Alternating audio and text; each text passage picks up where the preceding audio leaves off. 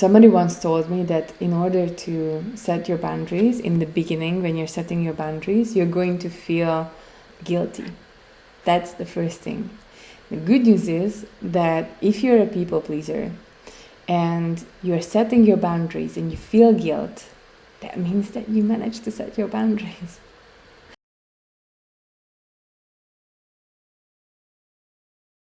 Welcome back to the next episode. I'm really excited about this topic. I think this is something that can be a super interesting and useful tool for you. So this is again going to be something different, as promised. Again, a solo episode, but it's going to be a podcast version of a workshop of mine that I came up with I started doing it a couple of years ago, but then it transformed. And so this is pretty much a backbone of a workshop that I host. And I think it's something that is absolutely useful and a really, really easy tool for everybody if you want to live an authentic life. So if you're listening to this podcast or watching this podcast, you probably are somebody who's looking for something different, right? So you want to get out of the conventional path. You want to create something new. You would like to discover a new way of life, aka you would like to be more authentic. It's funny enough because we have two words for authentic in my native language, Hungarian. And when I was looking for the direct translation of one of them, which is called önazonos, then I felt that the word authentic is not representing it enough. So we have two different words. One of them is used in order to say that something is true to its original. So true to its original nature, its culture. So it feels like it's more like something that it's lifeless.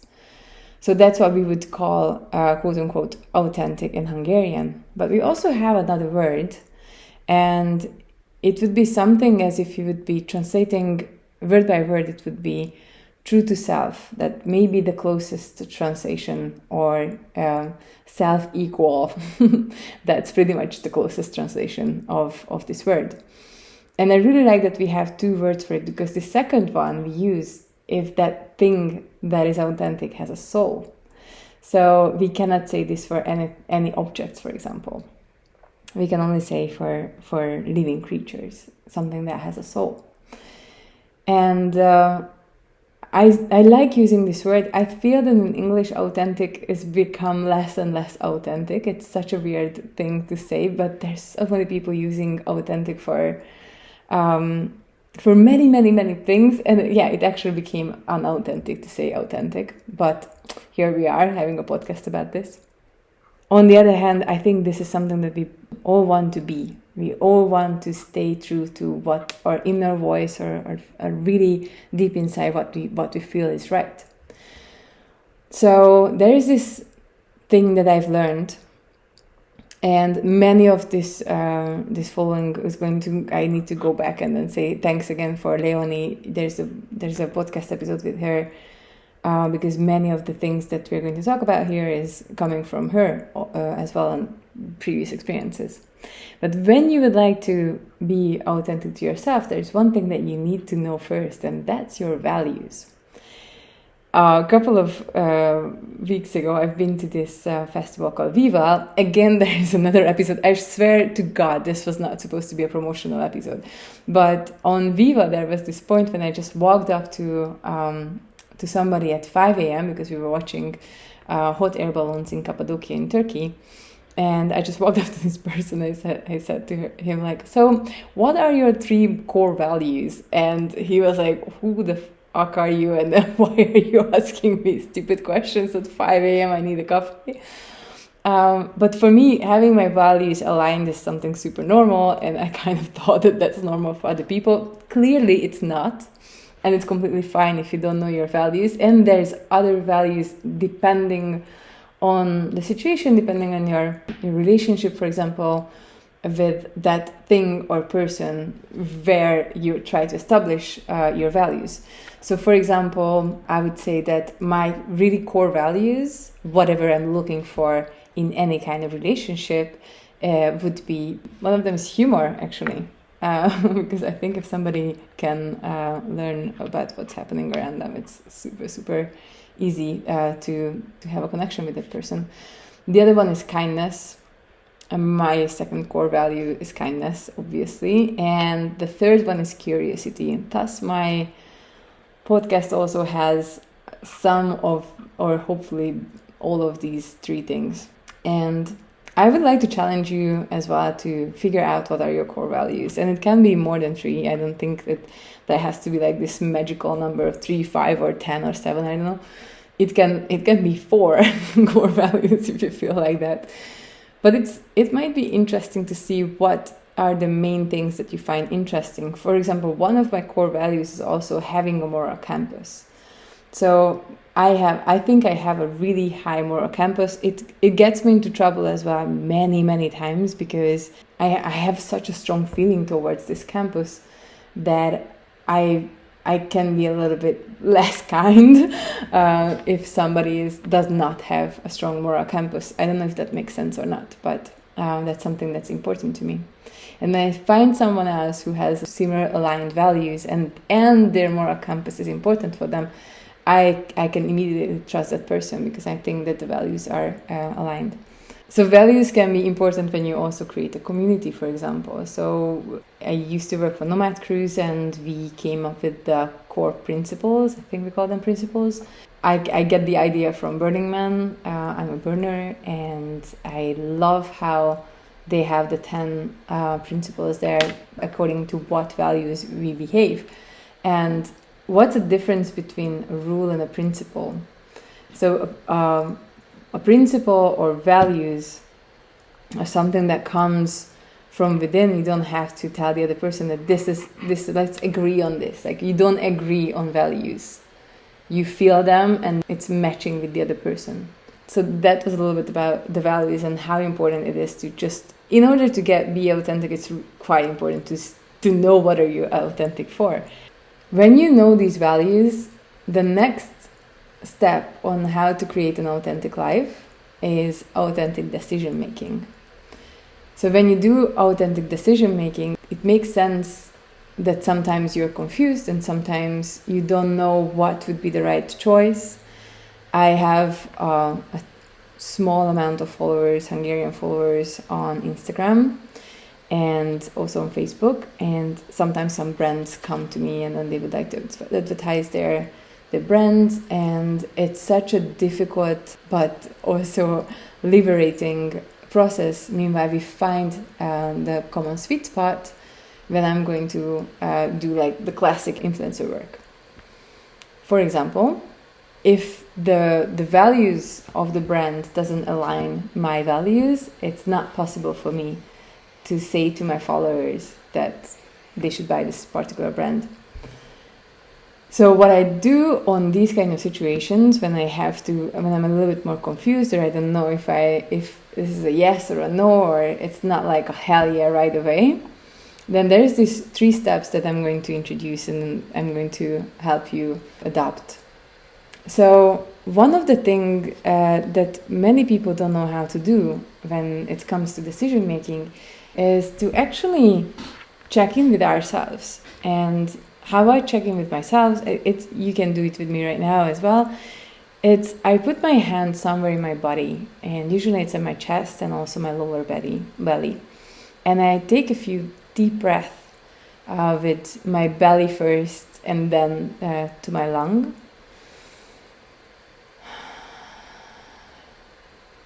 And I do a few of these to just calm down a little bit and get to this present moment. And I know that many people feel that this is like a woo-woo, or I don't know, but this is just your breath. Like, this is something that you do from the beginning of your birth till your last breath, literally. So that's always there. That's something that is just not complicated, you know? You don't have to put many other things into it. Like, You don't have to read into breathing. It's just for you to calm down a little bit. And when you take these few breaths and manage to calm down, then ask yourself the question, how do I feel? And I feel that many people have trouble saying how do they feel in that particular moment. There's so many variety of feelings that even just to practice this little exercise, to just double check like what is going on right now in my life, how do I feel? That's itself already worth giving a try. Because as soon as you say like, all right, I'm feeling angry or I'm feeling anxious, I'm feeling this or that or whatever, at least you name this monster, or you name this, like maybe it's not a monster, maybe it's just a happy feeling. But it's really important to practice to know what you're going through, because sometimes you only hear the thoughts that are coming with that particular feeling. So for example, when you're angry, then you hear like bah, bah, bah, bah, bah, bah. So you hear like your thoughts are just like rambling and then just being super angry with that particular situation, and you can't even stop for a moment and say like, hey, wait a second, I think I'm angry. So that's really cool to just like check in. Okay, how do I feel? The second part is, let's say that you are running in a situation that you feel a little bit anxious or it's excited, or you know that there's going to be a few decisions that you need to make, or that you're afraid that you're not going to be authentic for some reason. So the next question that you need to ask, this is the second question, is what is my intention in this particular situation? So I used this when I went on a date. It was a first date, and when I went to this date, I was just like walking down the stairs and to meet him, who was just picking me up, and then I just like quickly ran this through. How do I feel? And what is my intention with this particular situation? And it already takes away so much of the pressure, because maybe in that particular time, my intention was just to have a good time, right? Whatever it means. And it takes off so much of the pressure to know, what is my intention? What do I do here? Maybe you don't even have an intention. It's like just like, well, actually, I don't want to do anything with this person. But it's such a good thing to just ask yourself, okay, what is my intention? And then it comes with this, because sometimes intention is maybe not the best saying. Maybe what is my desire? So many people have difficulties right after figuring out what do I feel? What is actually my desire? What do I want? What would be amazing if it would happen to me right now in this particular situation? Maybe you're writing a business contract and you have an intention, but maybe it's worth checking if there is a gap between your intention and your desire. Meaning you have an intention and there's a desire that's even bigger. So then if you're landing in between the two, that would be amazing. So I think articulating our desires are not something that we practice enough. And there's various reasons why. But first of all, when you admitting to yourself that you have that particular desire, it's going to get easier, but sometimes the failure of not getting that desire is also going to be there. So if we are afraid that we are going to get rejected. And the fear of rejection, when we are communicating this to somebody else, communicating our desires to somebody else, is real. And we talked about this here in this podcast before. But I think rejection is part of our lives, and it happens every time. And the question is, if you can ask the question, is this about me? So if I vocalize my desire and this other person says, I'm sorry, I cannot deliver that to you because I never ask the because. I never ask the because. For a while, I mean, I used to did. I'm going to be honest with you. Like, it's not like something new skill that I put on. But the reason why I stopped asking why is because if the other person says something, let's say it's a rejection, like a romantic rejection, and that person says, all right, so I don't like you because you're too fill in the blank. So you're too old, you're too young, you're too fat, you're too skinny, you're too humorous, I don't like the sense of your humor. That would be the most horrible thing that anybody would say to me. So if somebody would say something like this, it's not of my business. It's their opinion, and it may or may not be true. And even if it's true for them, but it doesn't really mean that I can do anything about it or that I should do anything about this. And it takes such a long time because we kind of hope that somebody else's feedback is going to be more true than our own idea about ourselves. So if somebody says something that is hurtful for me, because like they reject me because I'm not good enough in any kind of reason for them, and if I'm going to think that it's true, I might change who I am. And if I do that, I'm not going to be authentic. So the thing that why they reject me, it's their business. It's none of my business. And then another thing that I find important is not asking for explanation. So I would ask for explanation. I really hope that the other person would tell me if I would be a horrible person, if I'm unkind, if I do something wrong to them. But if I'm only not good enough for them for any kind of reason, it's such a good feeling for them as well that they don't have to explain themselves. And then this is something super new for me as well.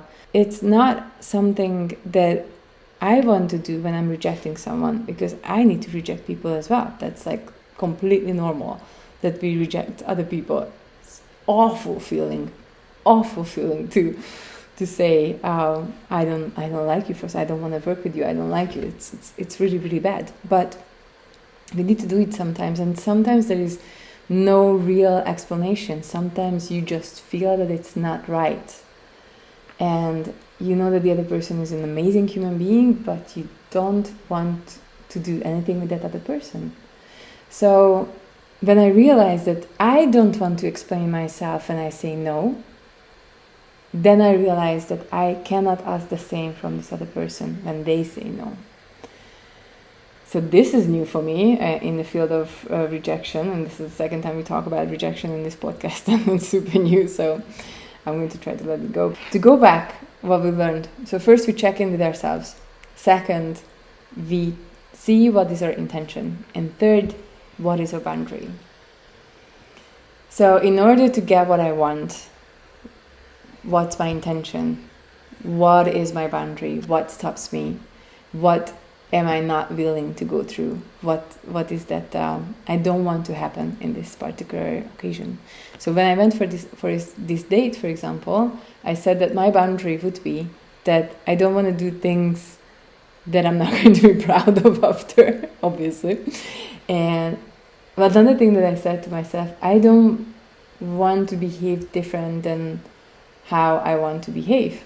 Meaning I don't want to change my behavior so that he would like me. It's hard on the first date to do something like this. It's a big boundary for myself. And then, of course, when I was on the date, I double-checked with myself, like, am I doing something in order for this person to like me or not? Because that might not be authentic. I think this third one is the hardest.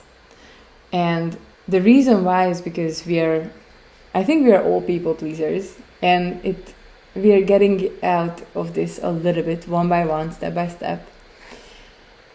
But setting your boundaries in a way that you are not an elephant in the porcelain store. We say this in Hungarian, and I'm not sure if you say this in English. But what it means, it's like you don't go in like a wrecking ball. You don't just say like, saying that this is my boundary and I don't want you to cross it in a way that you don't feel awful after is the best feeling ever. Somebody once told me that in order to set your boundaries, in the beginning, when you're setting your boundaries, you're going to feel guilty. That's the first thing. The good news is that if you're a people pleaser and you're setting your boundaries and you feel guilt, that means that you managed to set your boundaries. And you need to go through this guilt, but you can still check in with yourself. Yeah, this is guilt what I'm feeling. But once you went through and you felt that, all right, so I'm feeling guilt, then just please be happy for yourself, because that means that you've protected yourself. And that might be your number one responsibility in any kind of relationship, to protect yourself as well. And communicate it not in an aggressive way, but we can talk about that later.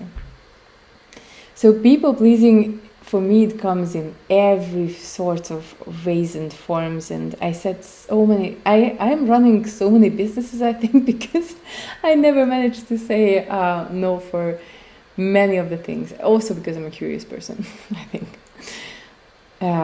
But people pleasing is a thin line, and there's a silver lining how you can say no or set your boundaries in a way that the other person is happy for this. So on the contrary, from the other side, when somebody is setting a boundary for you, please say thank you. Please be happy for this other person that they're setting your boundaries, because then you will not need to walk on eggshells. Because if the other person is clear with their boundaries, then you cannot walk through them accidentally, because then you can trust this other person that they're going to set their boundaries. So this is it. This is pretty much the 3 steps that I use in any kind of decision making, which consists of my authentic life, or which is the path to an authentic life. And I hope that you're going to practice this in all sorts of different scenarios. I think you can do this with your family, you can do this with your business partners, your colleagues, you can do this with everywhere where you are in a relationship, but also you can do this with yourself, with a project that you're working on, with a holiday that you want to go, with the next destination as a digital nomad where you want to go. What do you feel? How do you feel? What is your intention? And what are your boundaries? Thank you again for staying here with me and listening to this episode. And I hope to see you next week as well. Bye bye.